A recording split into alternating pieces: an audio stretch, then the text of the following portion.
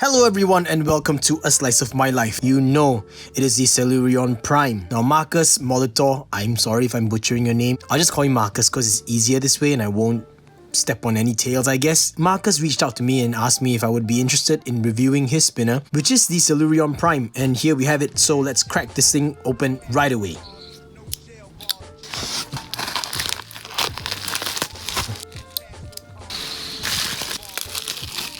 That's nice, got my name written there. Thank you, Markus. And here is the Celurion Prime. It is honestly way smaller than I expected. This looks to be like a super comfortable size. I am very pleasantly surprised. This is small. Wow, look at that finish. What is that? Like a very satiny kind of finish. I don't even know how that's achieved. That's very nice. It's got chamfering on the edges. It seems to be a little bit sharp on the outer cut of the chamfer. Can you guys see that?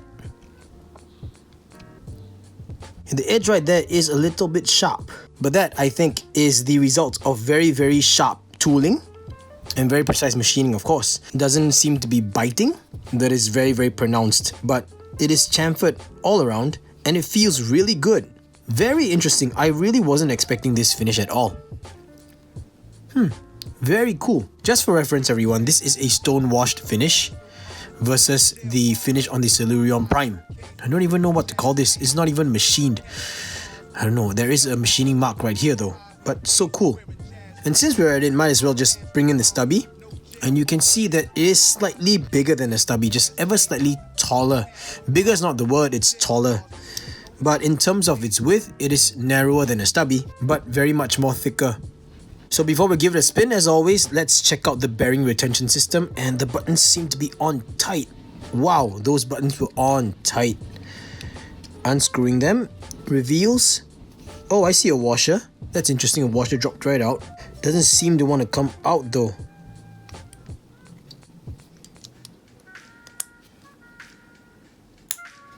There we go. Ah, okay.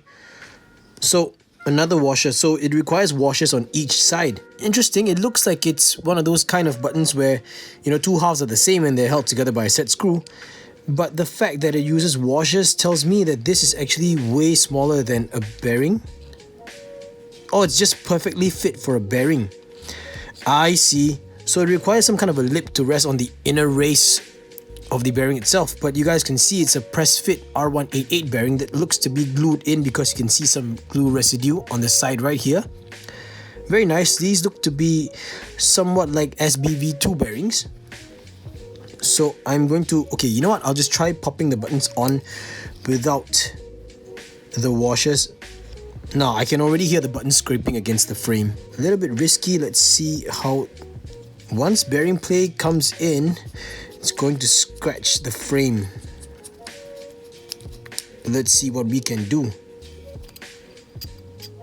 Yeah, you hear that, guys? No, it's not gonna work without the washers. So all I gotta do is just grab a washer, put it around the button stem and insert it into the bearing.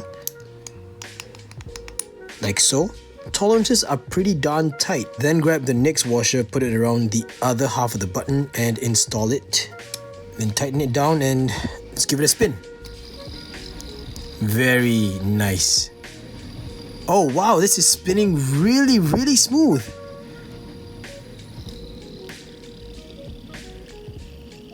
That's surprising everyone. It's spinning really fast. For stainless steel, this is wow. That preloaded flick feels so good. First impressions are pretty good on this actually. I don't know how these very pronounced edges are going to be over time, because you can see that although it is angled upwards with a slight curve, it is still a very pronounced edge. But preloaded flicks are feeling good. Forward flicks are also okay. Index finger flicks and pulls seem to be alright. Now I can't table spin it on this Carver's Customs mat because of the padding. Let's just grab this spin board. Nope, even on the recessed area on the spin board, not possible. But on the flat, no problem. So tolerances are really, really tight. As you can see, the buttons are very, very slightly taller than the spinner frame itself.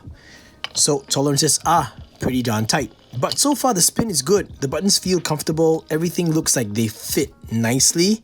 The buttons aren't too big or too small for the frame itself. I love the fact that this part is actually flush. And interesting use of the washers. I don't even know why, but I think because Markus wanted to keep this very, very tight. So far so good. I'm going to have to put this on my EDC for the next week and then report back in here to everyone and let you all know what I really think of the Celurion Prime. But so far, so good. It looks to be a solid bar spinner. The edges are a little bit pronounced and it's been scraping off some of my skin. So I've got a bit of a dry, dead skin on it here and there. Very impressed with the finish so far. And nice buttons. But right now it's just my first impressions. It looks pretty good. But you know the deal. I'll catch you all in the next part, guys. See you then. 2,000 years later.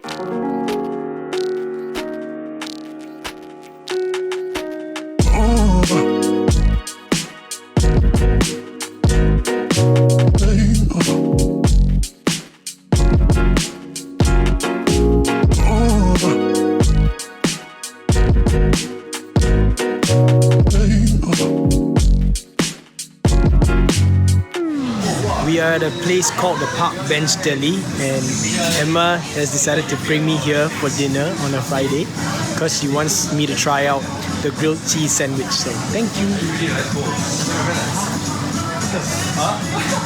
Yeah, clearly she doesn't know what to do. So yeah, she got us both grilled cheese sandwiches, and I think this looks awesome.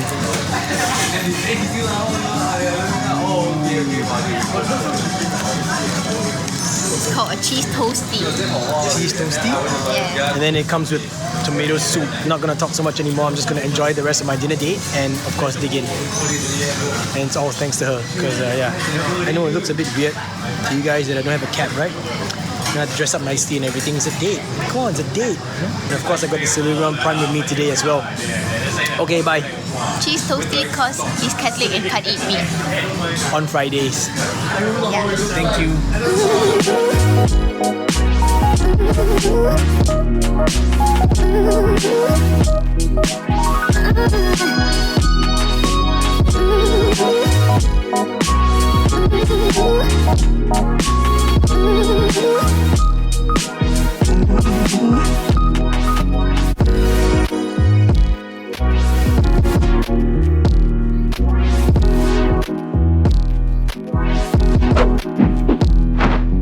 I am back, everyone, after spending about a week with the Celurion Prime, and I have some more information, some updates to the information about the Celurion Prime. Now, first of all, it is designed in Germany but manufactured in the USA. Next, of course, I'm going to give you a little bit more specs on this. It is about 2 inches long and it weighs in at about 60 grams, which is perfect for me. And the next thing I will say is that it was advertised to get 4 to 7 minutes spin time, but I was only able to hit about 3 minutes or maybe 3.5 minutes on a two-handed table spin. Now, I think the reason why is because of this bearing in here, because these look like SBV2 bearings, but for some reason they sound like they're lubricated, so it's really, really silent. I don't actually recall any nylon caged bearing to be this silent, but guys, this is pretty silent.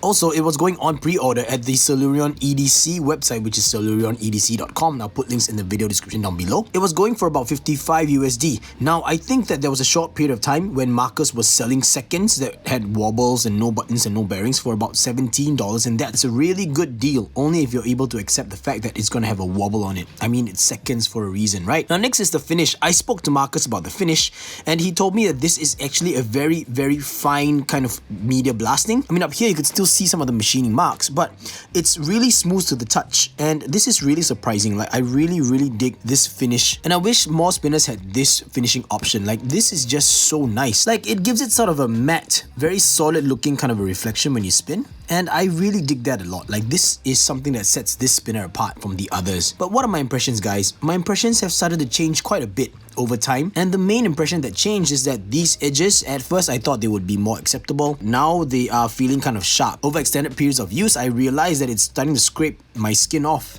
You know, I mean, I don't particularly have very dry skin, as you guys can see, but the experience is almost the same as when you are fidgeting with the Spinnetic Classic X, Y, and I. It's that sharp. It doesn't cut. definitely doesn't cut. You don't feel a bite, not like some other spinners, but this, really you could clearly see your skin flaking off. Like I have bits of skin on the inside. Can you see that white dot there? Yep, that's a bit of my skin that got shaved off. And that's because even though these are chamfered, upon closer look, you actually see a very thin, hard edge right at the end. You guys see that? I think it's the way that this was machined. It doesn't look like it was grinded off at an angle. Instead, it looks like multiple small steps.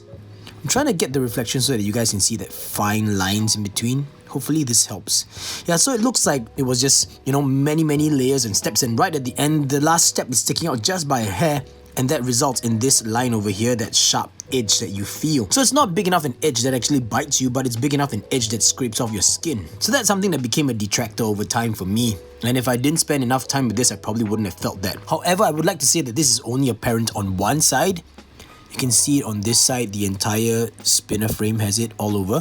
But on the other side, it's just not there. This side is really smooth. So maybe it was something that could be completely avoided if, you know, like more attention was paid to this. I'm not so sure. The next thing I will talk about are the buttons. Now the buttons, first of all, they are really nice to hold. They are nice to grip. And Markus mentioned to me that he actually designed these for pinch grip, but I'm using a flat grip and I find it really comfortable as well. I don't have the spinner actually brushing against my hand, so that's completely fine. But what I want to talk about is why these buttons have to use washers. So after a brief exchange with Markus, he shared with me that the issue was with the designing of the shoulder of the buttons. There was some kind of a miscommunication between himself and the machinist, and that resulted in the fact that he needed to add these washers, because at the end of the day, the buttons actually came in and they were too tight. They were actually clamping onto the frame itself, and so in order for him to cut costs, you know, not have to spend extra to remake all the buttons and not lose any extra time, in order to fulfill the pre-orders, if I'm not wrong, he actually decided to add washers to this, and well,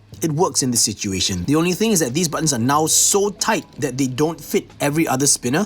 For some spinners, you might have to find extra washers, and I'm talking about press fit spinners. You might have to add some extra washers just to widen the gap a little bit more. Now the next issue I'm going to share with you guys is that these buttons are really tight. I mean, you guys saw in the earlier part, the tolerances are super tight and you'd have to wiggle the buttons off on one side. Well, I'm facing this. I'm not sure if other people are facing this, but I do. And yeah, I mean, well, while tight tolerances are good, this one is a little bit too tight to the point that when I'm putting the buttons back or installing the buttons back on, and if I don't try to gently wiggle it in like this, if I were to just apply pressure, it actually pushes the bearings out. And so that happened to me once, and then I pushed the bearing back in place and I realized that the adhesive was kind of like mucky, I don't know, kind of like slimy. So I asked Markus about it and I asked if he was using Loctite, and he said he wasn't, and he didn't actually tell me what adhesive he used. But the reason why he used this one is because he wanted to make it a little bit easier for his customers who wanted to change out their bearings. Sometimes Loctite can actually harden to a point that it is quite difficult to press out even with a bearing removal tool, and he didn't want that. So I guess it was his call to make, and whether or not it's a good decision, I will not say, because I'm quite okay with this, even though the bearing might sometimes get pushed out when I'm putting the buttons back on. But you know, I'm just gonna stick to that until I want to change the bearings out. Then I might use Loctite. And so with all of that said, I'm now going to talk to you guys about the fidgetability. The fidgetability of this is actually pretty okay. It's not the best, it's not the most fantastic, but it is quite okay. With an index finger and thumb grip, pushing forward, definitely not a problem. This little notch over here, this area right here, provides a little space for your finger to smack against when you're performing forward flicks. And when you're doing pullbacks, of course, it's not a problem. I mean, you guys can already see that I've been having a lot of fun performing preloaded flicks on this guy. But performing preloaded flicks is also when my skin gets scraped off the most. I mean, you guys can already see. It's just the way you actually flick a fidget with this spinner. And I want to quickly say that this curve over here that I mentioned in the earlier part of the video is actually really comfortable for you to rest your finger on. Because it's not a 90-degree angle cutting upwards, it's curved, so you actually have your finger sitting here pretty nicely. But at the same time, because there's no other sharp edges in here, it doesn't bite you when you're actually performing preloaded flicks. See, like that, it just kind of slips out. So this is really comfortable and I really dig it a lot. I like this particular nuance of the spinner, and I don't think any other spinner has this nuance. It is a bit of a hard edge, but at the same time it doesn't bite. But you know, because of the sharpness of the chamfer right there, that's when your skin gets scraped off. I mean, if it doesn't bother you, then not an issue. For me, I guess sometimes it does look a little bit disgusting, you know, because there's like flakes around, but you know, give and take, right? Give and take. So that's something for you guys to take note of. Now changing it up into a middle finger and thumb grip, pushing forward, pulling back with your index finger, definitely not a problem at all. Like, it's really comfortable, and it's also very nice when you land your index finger right here because of this curve, this gentle curve over here. I dig it a lot. That's like a nice sensation, and I really wasn't expecting that because I don't really fidget this way much. I mean, I do from time to time, but that's when I actually realized, wow, this actually feels really comfortable up here. And in here, of course, these two notches provide a nice area for you to push forward or pull back on. They kind of, I guess, act as little flippers, if that's the right word to use in this situation. But they do, and I kind of like it. Like, you actually get a nice clicking flick sound, if that makes any sense. Clicking flick sound. But yeah, it's quite fun. Of course, fidgeting with the fourth finger is going to be the same. It's just really comfortable because this weighs 60 grams. It is light and it spins really fast. And I'm going to probably change out the bearing after this because I want to know what it feels like with the different bearing that provides a little bit more feedback and resonance, you know? All in all, do I think that the Celurion Prime is a good spinner? I think it's not bad. It's not the best, but the design is actually quite nice. I actually dig it a lot. Now, talking about the design, I know that a lot of people will mention that this looks like the Doomsday by Reaper Machining. If I'm not wrong, I think it was Reaper Machining. Correct me if I'm wrong, guys, but a lot of people would say that this looks like the Doomsday, and I do agree to a certain extent that it does look like the Doomsday, but it is really different in its own aspect, and I don't think it is as large as the Doomsday. I think that the Doomsday has more exaggerated arms and it's a little bit shorter if you were to compare it in terms of proportion, but this is really small. Like, you guys already saw the size comparison of it against a Stubby. I mean, just look at that. It is narrow, guys. It is narrow. Like, see, it's narrower than a Stubby, but taller and slightly thicker. So it's unique in its own way. I don't think that it looks like the Doomsday. I mean, I don't own a Doomsday, so I don't know if it fidgets like a Doomsday, but I would say that it doesn't because the tapers of the arms just aren't as exaggerated as what's on the Doomsday, or at least what I see from pictures, yeah? I just wanted to put it out there and be fair to everyone to let you all know that I've not tried the Doomsday. I've not seen it in person, I've only seen it in pictures, but judging from pictures of this and the Doomsday, they are two different spinners altogether. So here's what I think about it. For $55, I think that it's a little bit expensive. I mean, you have to factor in the fact that it was machined in the USA. I mean, I hate to say this, and I don't want to say this to justify the price, but machining costs in the USA is way more expensive than machining costs in China. So, you know, it's going for 55, or it went for 55. I don't think it's for sale anymore.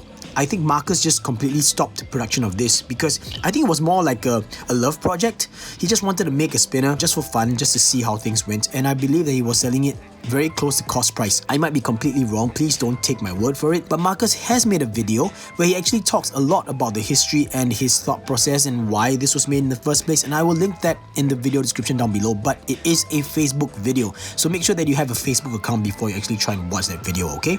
He posted it on the Daily Fidget as well as Spin Space and of course the Celurion EDC Facebook page, so make sure that you check all the links in the video description down below because I'll put all of the links there. And finally, yes, going back to the point again, I think that this is a little bit expensive for what it is. It is definitely a solid spinner. It is wider and more exaggerated than most spinners, but it's still very small, a very small form factor and very sleek in terms of the look of it. Like, I like the finish and I think the finish is just amazing. I love it. It feels so good. The buttons are well designed as well. The whole thing just is well designed, but there are some flaws that you guys should take note of, like I mentioned before, these sharp edges over here and the fact that the buttons are just so tight and require the use of washers. Apart from that, I think that it is a good job by Markus, especially for the fact that this was his first spinner design. So once again, I tip my hat off to you, Markus, and I'm looking forward to see what other spinner designs that you will have in future if you ever want to design another spinner. And that's about it, everyone. Thank you so much for sharing in this slice of my life. I hope that you enjoyed this video and I hope that I provided enough information to help you decide whether or not the Celurion Prime is a spinner for you